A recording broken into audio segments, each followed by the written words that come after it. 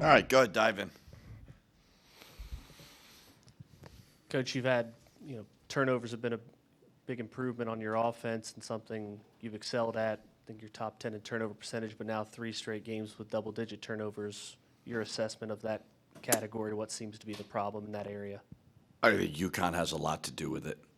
That's a championship team. That's a championship program. That game shows, how far we have to go. They had a lot to do with it. I thought first half, the name, the aura of UConn bothered us a little bit. We were better in the second half for sure. But whether it was missed layups, it wasn't great. But they're a terrific team, one of the best teams in the country. And we've got a long way to go to get to that. We certainly want to get to that. We want to be the class of the Big East, and we got a long way to go there. But much better in the second half for sure. But their size, their physicality certainly bothered us.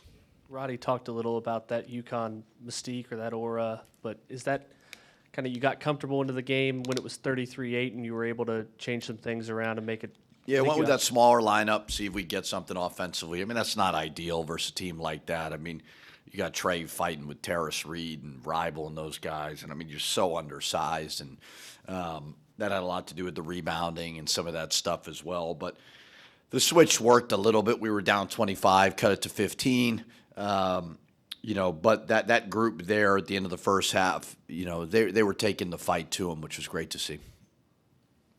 UConn 13 for 28 from 3. I mean, what went wrong on the perimeter that left some guys like? I mean, they're so physical screening. They crush you on screens, and the defense wasn't horrendous by any means, but they're they're great players. They got guys who probably got a couple guys who can play in the NBA, and they made the shots when they needed to.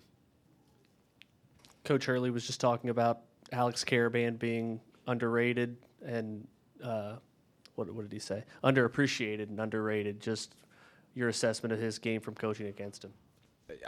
I don't think he's underappreciated. That's just Danny trying to get some motivation. That's what he does, and he's great at it. I think every coach in our league would kill to have a guy like Cariban. He's going to play in the NBA. He's a winner.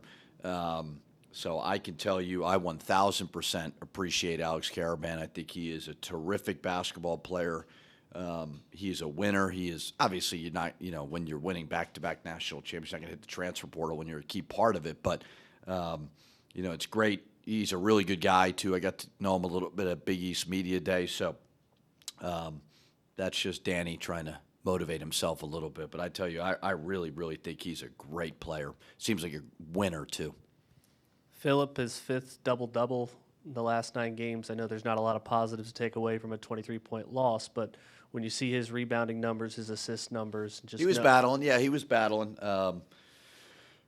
He does a little bit of everything. He fought until the end. We put him at the 4. We were trying to get some offense going, but I'm proud of the fight, his attitude in the huddles, things like that were great.